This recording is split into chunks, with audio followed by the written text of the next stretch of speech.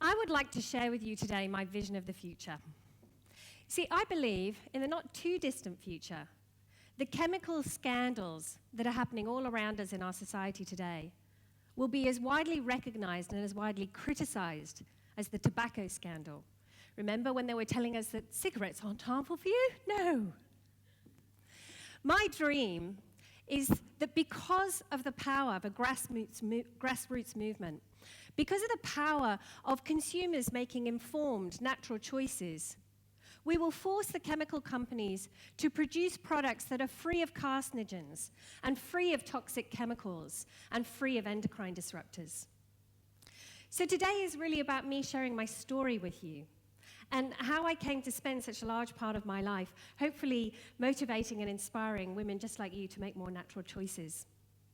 And it all started for me in my late 20s when I was diagnosed with endometriosis. Not sure if any of you are familiar with that, but it's a hormone-related illness. And many women who suffer from endometriosis also experience infertility. And I was one of those women. And I pretty much given up the idea that I was ever going to have kids naturally. And the thing with endometriosis is that it's actually extremely painful. And if you have it quite badly, which I did, and you go down the route of the sort of doctors and end up in gynecologists' offices and things, what they will often recommend is surgery, which is what happened to me. But the thing is, surgery does not actually address the root cause of endometriosis, and it can often come back. And in that case, you're often offered more surgery, which is my case. And I just felt like that was my lot in life, and it was just going to go on and on like that. That was until about 11 years ago, I came across a book which was to completely and utterly alter the course of my life. It was called Hormone Heresy, What Every Woman Should Know About Her Hormones. And I thought, I think I need to read that book. It was written by a doctor, a lady called Dr. Cheryl Selman. And in the book, what I realized through reading it was that not only was I not alone, but there are millions of other women in our society today experiencing hormone-related illness. And it's not just endometriosis, polycystic ovarian syndrome, cancers, infertility, fibroids, you name it. And what's so really scary is that these illnesses and these diseases are massively on the rise. I mean, literally epidemic proportions. I thought I'd bring a few statistics to show you. Now, the statistics up the top here I got from the EWG in the States, that's the Environmental Working Group, which I'll talk more about later. So just have a look at some of these rates of increase. Prostate cancer, because not only women that these hormones affect. Prostate cancer, increase of 85% since 1975. Breast cancer, 18%. Impaired fertility, 20%. Polycystic ovarian disease, 5 to 10%. And these statistics at the bottom are from the Endometriosis Society in the US. 6.3 million reported cases there, and they believe 89 million women in the world are suffering from endometriosis. And 30 to 40% of those women are not able to have children or have impaired fertility. Really pretty scary statistics. Now, what was amazing about this book is not only was I learning that I wasn't alone and there was a whole load of other sort of hormone-related illnesses that are also on the increase, but Cheryl Selman actually had a theory as to what was behind this. Now, that was 11 years ago, and now it's a very, very supported belief that the common denominator in many of these illnesses and diseases is estrogen dominance. You see, our bodies are a delicate balance of hormones, and it's not just estrogen and progesterone, there's other hormones as well, but they have to be in balance with each other. And what's happening to so many of us is that we're getting bombarded by estrogen, and our estrogen levels are getting really high, and they're not tempered by enough of the other hormones, particularly progesterone, to balance them out. So where is all the estrogen coming from? Why are we all getting so estrogen dominant? Well, there's quite a few sort of sources that you wouldn't even think about, and I wanted to share some of them with you today. So one is agriculture, because we routinely now feed our poultry and our livestock hormones to make them bigger, fatter, quicker, therefore make more money. So I wanted to share with you a little picture just to sort of illustrate my point. This is a chicken in the 1950s and a chicken today. And you get the idea of what I'm talking about. By the way, this was a far better picture than the cow. Our animals, the meat that we're eating is one source. Now, it's not just through our animals, but it's also the pesticides and the fertilizers that we're using, which are actually full of estrogens. So, and by the way, when I use the word endocrine disruptor in the talk today, what I'm talking about is chemicals that have an effect on our hormone levels. They create an imbalance in our hormones. So pesticides are something that I wanted to focus on because, we've seen a lot of pesticide mistakes in the past. Where we say, oh, yes, this is fine to use on our crops and on our farms. Yes, no problem. And then we realize it's completely poisonous, like DDT. And we're still experiencing issues from that. So one I wanted to draw your attention today is called Atrazine. Now, Atrazine is a pesticide which is banned in the EU, but we still use it here in Australia, and they still use it in America. And there's a fantastic TED talk that I really recommend that you download online. It's called My Toxic Baby. And in that talk, you'll learn a lot more about atrazine. But essentially, atrazine is a pesticide. And what it does is it turns on and produces estrogen. And what it's doing to frogs is it's actually turning male frogs female. And what it's also doing, and it's suspected to do, is that it's behind a lot of birth defects in humans. Now, in the US, just recently, the makers of atrazine have just had to do a massive settlement. There was a huge class action suit brought against them for contamination, and they've just had to pay out over $100 million to sort it out. Here in Australia, there are huge cries to have it banned. In fact, just down the road from here in Lismore, atrazine is suspected to be behind a cluster of birth defects in Lismore.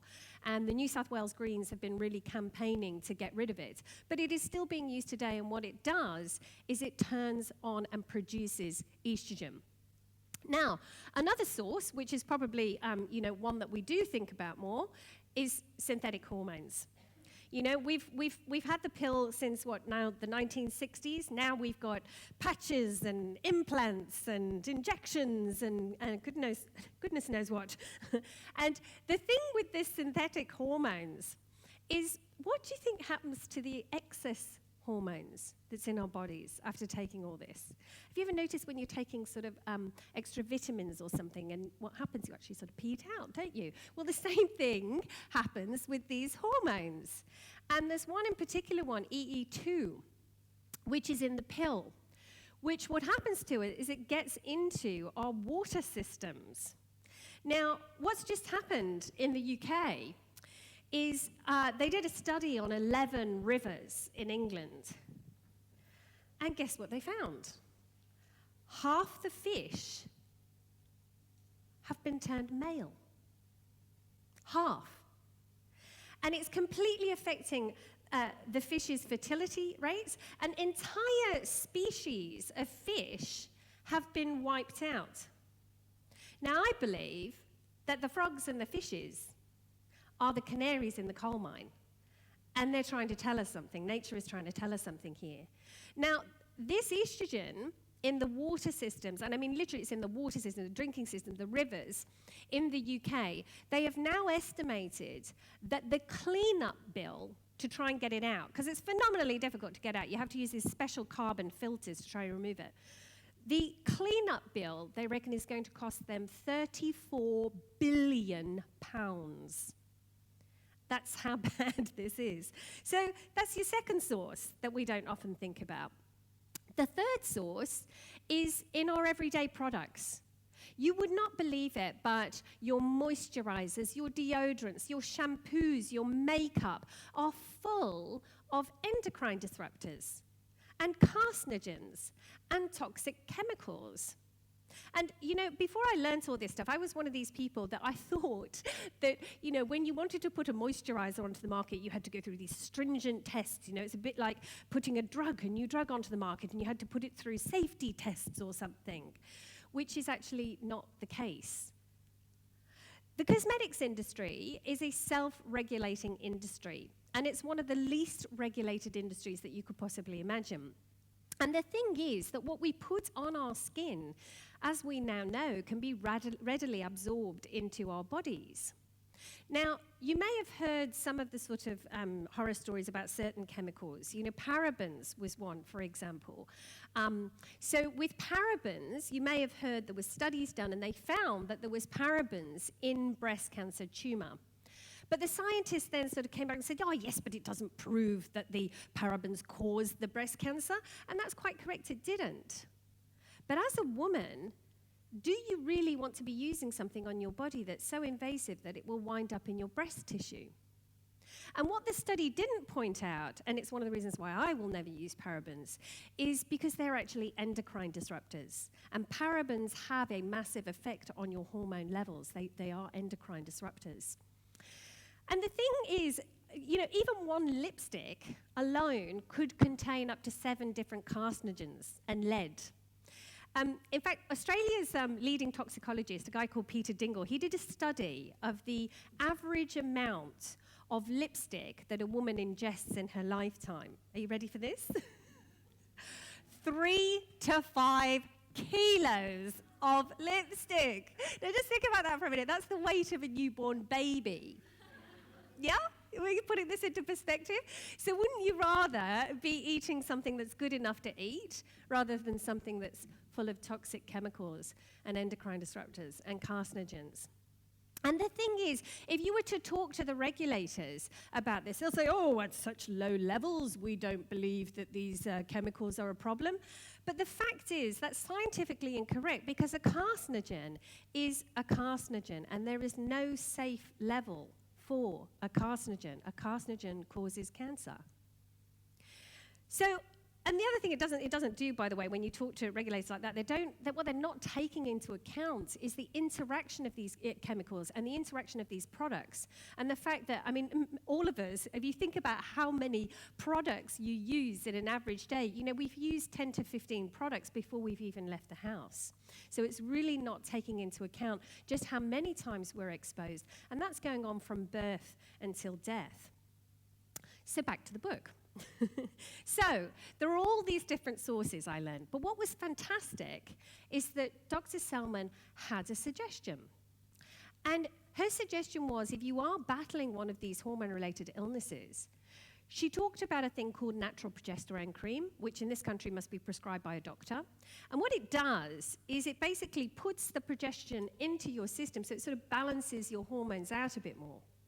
What she also suggested is that you change your diet to an anti-inflammatory and an organic diet, and that you detox your life and you stop using products that contain these sorts of chemicals.